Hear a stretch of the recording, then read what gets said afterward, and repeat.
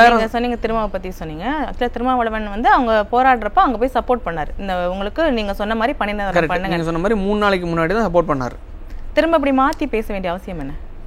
கூட்டணி அழுத்தம். அதாவது என்னன்னா 12 நாட்கள் போராட்டம் நடக்குது. போராட்டம் நடக்கிற டைமில் சீமான் அவர்கள், கம்யூனிஸ்ட் கட்சியிலேருந்து சண்முகம் அவர்கள், திருமாவளவன் அவர்கள் எல்லாரும் வந்து அந்த மக்களுக்காக பேசுகிறாங்க. பல இயக்கங்கள் வராங்க, எல்லாம் பண்ணுறாங்க.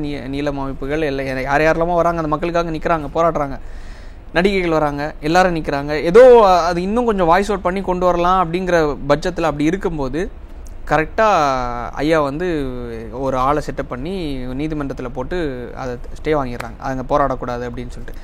அப்போ இருக்கிற ஸ்டே வாங்கினதும் செட்டப் தானா? ஆமாம். அது எப்படின்னா, இப்போ எக்ஸாம்பிள் நீங்கள் இருக்கீங்க, நான் ஒரு போராட்டம் நடத்திட்டுருக்கேன். நீங்கள் ஆல்ரெடி திமுகவில் பல முக்கிய தலைவர்களுக்கு கூட நேரடி தொடர்பில் இருக்கீங்க. அப்படி இருக்கிற பட்சத்தில் நான் வந்து அது எப்படி அந்த கதையை கோரிச்சு கொண்டு போகிறாங்கன்னா, நீங்கள் வந்து ரிவர் மாளிகைக்குள்ளே போகிறீங்களா, போகும்போது எக்மோர் ரயில்வே ஸ்டேஷனுக்குள்ளே போகும்போது இது மாதிரி எனக்கு வந்து ரொம்ப இவங்க உள்ளே போக முடியலை, ரொம்ப தடஞ்சலாக இருந்தாங்க. அதனால் நான் வந்து கோர்ட்டில் திருப்பி சென்னைக்கு வந்ததுக்கப்புறம் கோர்ட்டில் கேஸ் போட்டு ஸ்டே வாங்கினேன் அப்படின்னு சொல்லிட்டு நீங்கள் ஒரு ஸ்டேட்மெண்ட்டை வைக்கிறீங்க.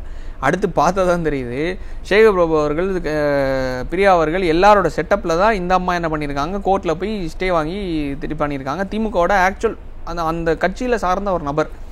இப்போ வாங்கினது எந்த தப்பும் கிடையாது. திருப்பி ஸ்டே வாங்கினீங்களா, அந்த மக்கள் அப்போ திருப்பி இன்னொரு இடத்துல போராட அனுமதி கொடுக்கறது கோர்ட் ஆர்டர் கொடுத்துச்சு. அவங்களே அனுமதி கொடுக்கல. இன்னைக்கு வரைக்கும் 2 இடத்துக்கு அனுமதி கொடுத்தாங்க.